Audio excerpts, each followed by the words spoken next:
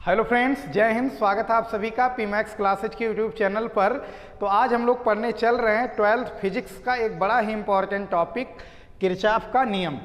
तो किरचॉफ के नियम से कुछ ना कुछ अब की बार के एग्जाम में आने की संभावना है, तो लड़कों ने कमेंट किया था। तो आज हम लोग खटाखट अभी किरचॉफ का दोनों नियम समझेंगे और एक शानदार न्यूमेरिकल उस पर लगाएंगे, जिससे हम पूरा कंसेप्ट समझ लेंगे। तो आइए स्टार्ट करते हैं किरचॉफ का नियम।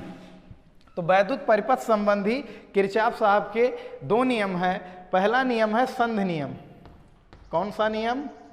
संध नियम, या इसे धाराओं का नियम भी कहते हैं। कौन सा नियम कहते हैं? धाराओं का नियम। धाराओं का नियम क्या है?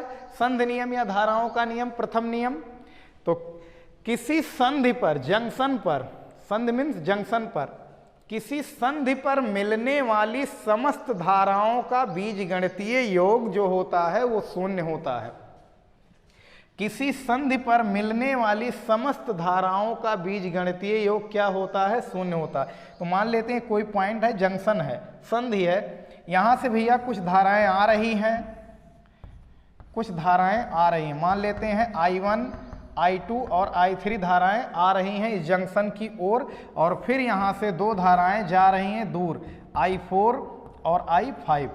तो किरचॉफ के प्रथम नियम का कहना क्या है कि किसी संधि पर मिलने वाली समस्त धाराओं का बीजगणितीय योग यानी सिग्मा आई को क्या बोलते हैं? बीजगणितीय योग शून्य होता है। जितनी भी धाराएं जंक्शन पर मिल रही हैं सबको अगर जोड़ लोगे तो उनका टोटल सम कितना आने वाला है? 0 के बराबर आने वाला है। चिन्ह परिपाटी क्या है कि अगर आने वाली धारा को हम मान रहे हैं पॉजिटिव, तो जाने वाली धारा को मानेंगे निगेटिव। ये चिन्ह परिपाटी है। तो चलो I1 प्लस सिग्मा का अगर सिग्मा प्रसार करो, खोल दो सिग्मा, तो I2 plus I3 minus I4 minus I5 is equal to 0। ये दोनों पार्टी उधर चले जाएंगे तो क्या हो जाने वाला है? I1 plus I2 plus I3 is equal to I4 plus I5। तो इसको भी किरचॉफ का नियम कह सकते हैं, इसको भी किरचॉफ का नियम कह सकते हैं। बात समझ में आई?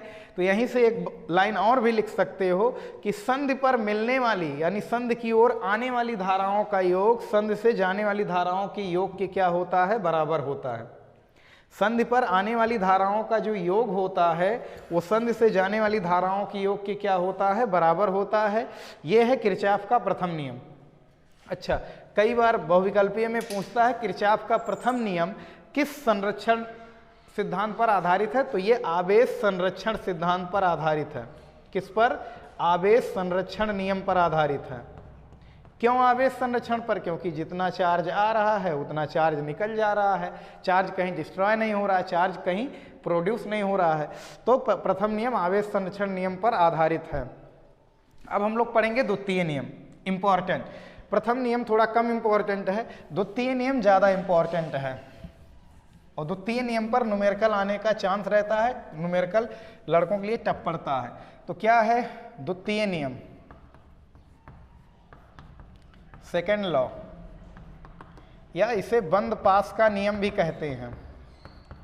बंद पास का नियम, या इसे बोल्टता नियम भी कहते हैं। कौन सा नियम? बोल्टता नियम। तो कुछ भी पूछा जा सकता है किरचॉफ के नियम का। तो चलिए एक सर्किट हम बना रहे हैं इस तरह से।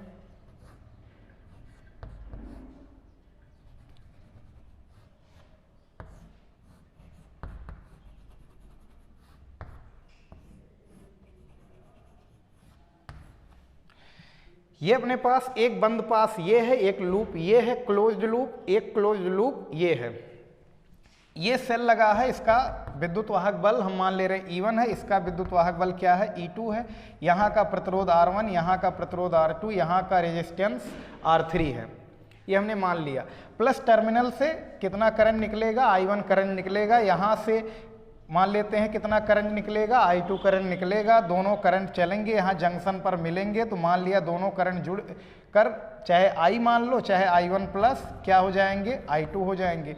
वही करंट इसमें बहेगा, वही करंट इसमें बहेगा, फिर I2 करंट इधर बढ़ जाएगा, I1 करंट इधर बढ़ जाएगा।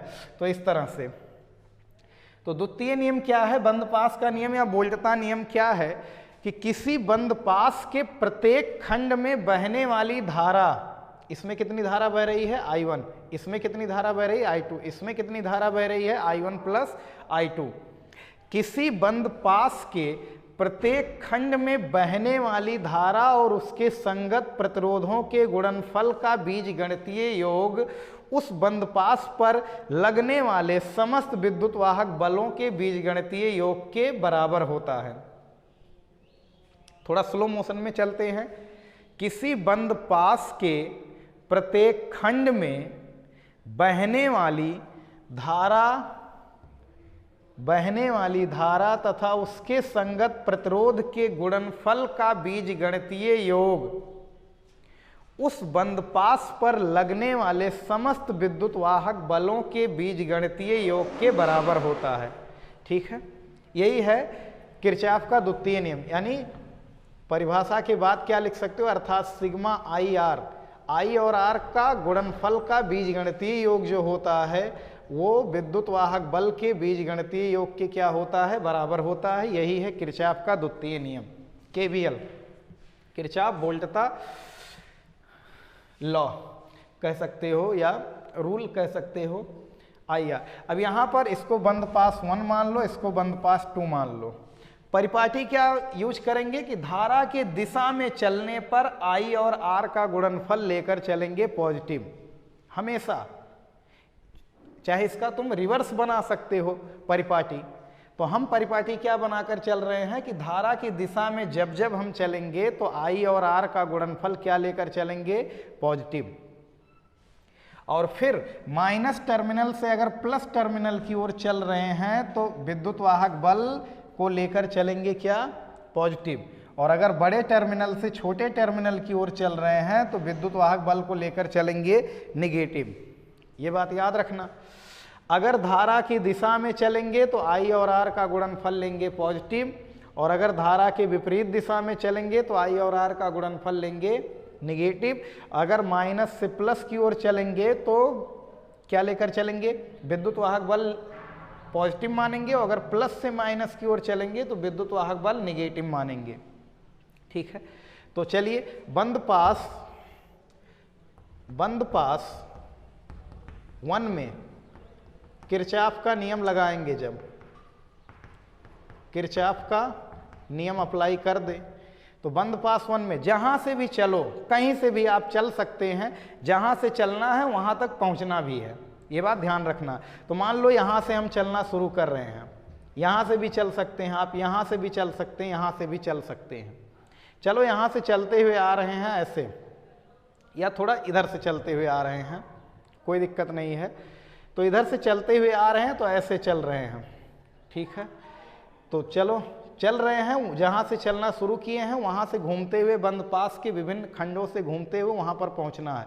तो I और R1 का गुणनफल क्या होगा, पॉजिटिव।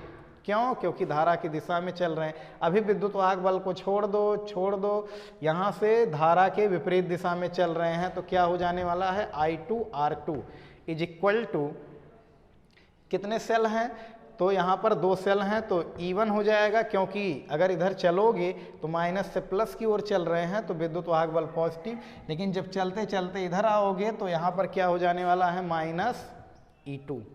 समीकरण नंबर 1। फिर बंद पास 2 में लगा दो, बंद पास 2 में किरचॉफ के नियम से, यहाँ या पूरे में लगा सकते हो, बड़े वाले में। ठीक है, चलो कहीं से भी चलना शुरू करते हैं, यहीं से मान लो चलना शुरू करते हैं, तो यहाँ से चलना शुरू कर रहे हैं तो धारा की दिशा में चल रहे हैं, धारा और R का गुणनफल क्या होगा, positive. I1 plus I2 into R3 is equal to, चलते चल रहे हैं, धारा की दिशा में चल रहे हैं तो I2 प्लस I2 और R2 का गुणनफल भी क्या होगा, पॉजिटिव। अब फिर क्या, एक सेल है इस बंद पास में, केवल और केवल एक सेल है या एक बैटरी है, तो यहाँ माइनस से प्लस की ओर चल रहे हैं तो विद्युत वाहक बल क्या हो जाएगा, पॉजिटिव। समीकरण नंबर 2। तो अब इस तरह से हम लोग समीकरण बना लेंगे। ठीक है, तो इस तरह से जब समीकरण बना लेंगे तो हम बंद पास के विभिन्न खंडों में किरचॉफ के नियम से बहने वाली धाराओं को हम क्या कर सकते हैं, निकाल सकते हैं। तो द्वितीय नियम का उपयोग कहाँ पर है, कोई कितना भी जटिल परिपथ क्यों ना हो और उसके अगर प्रत्येक खंड में हमें बहने वाली धारा निकालनी है तो प्रत्येक खंड में बहने वाली धारा निकालने के लिए हम किसका इस्तेमाल करते हैं, किरचॉफ के द्वितीय नियम का या वोल्टता नियम का। इंपॉर्टेंट क्वेश्चन आता है, किरचॉफ का द्वितीय नियम किस संरक्षण पर आधारित है, तो ऊर्जा संरक्षण नियम पर आधारित है। ऊर्जा संरक्षण नियम पर आधारित है। अच्छा, जितनी धाराएं रहेंगी उतने हम समीकरण बनाएंगे और उसको सॉल्व करेंगे पारी पारी से। तो इस तरह से प्रत्येक खंड में बहने वाली धारा हम क्या कर सकते हैं, कैलकुलेट कर सकते हैं। तो चलिए एक न्यूमेरिकल देख लेते हैं, एक बार फिर से सुन लो। किसी बंद पास के प्रत्येक खंड में बहने वाली धारा तथा उसके संगत प्रतिरोध के गुणनफल का बीजगणितीय योग, सिग्मा मीन्स बीजगणितीय योग, उस बंद पास में लगने वाले समस्त विद्युत वाहक बलों के बीजगणितीय योग के बराबर होता है। यही है सेकंड लॉ, ऊर्जा संरक्षण नियम पर आधारित है। इसे वोल्टता नियम भी कहते हैं क्योंकि विद्युत वाहक बल, बैटरी वगैरह का इस्तेमाल होता है। चलो न्यूमेरिकल एक लगा लेते हैं खटाखट, स्क्रीनशॉट ले सकते थे।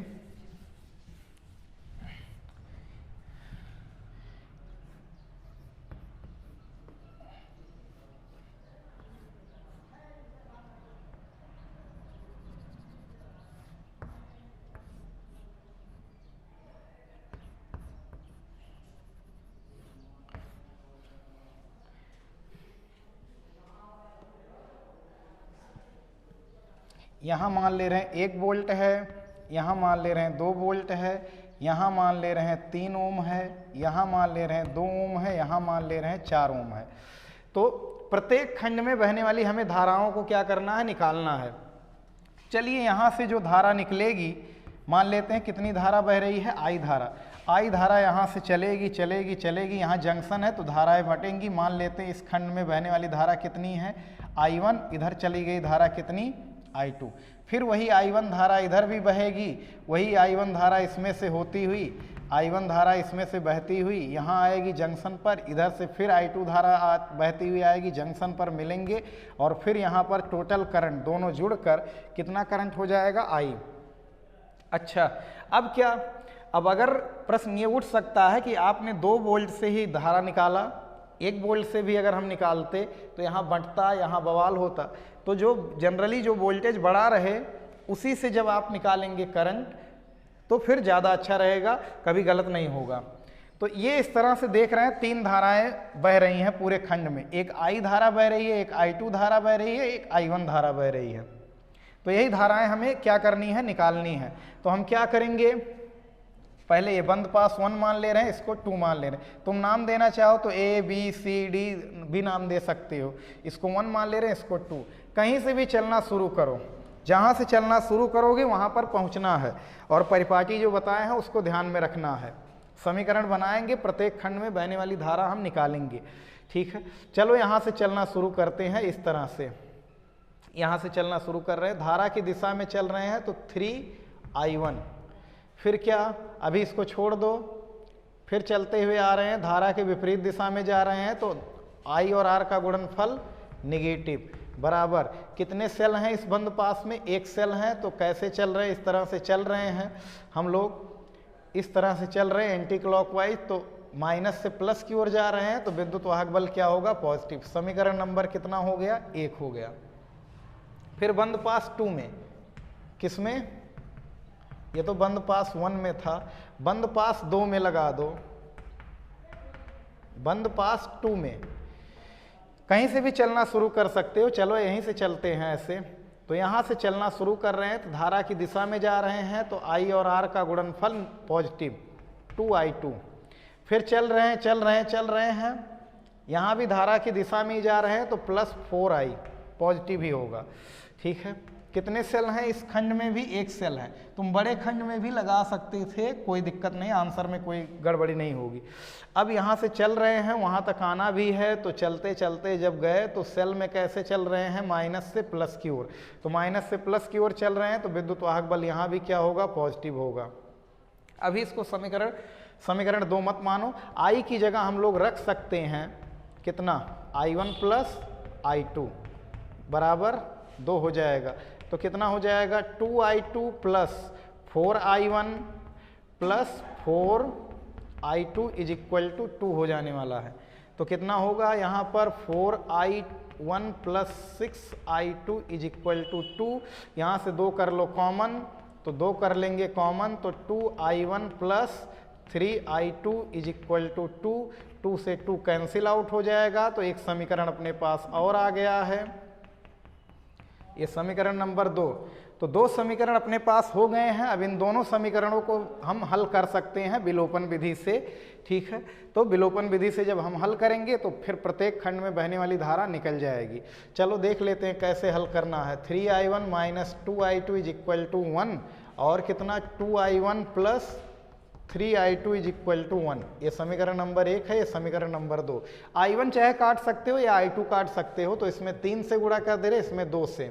हम I2 काट रहे हैं, सॉरी, इसमें 3 से, इसमें 2 से। 3 से गुणा करेंगे 9I1, 3 दूना 6I2 इज इक्वल टू 3।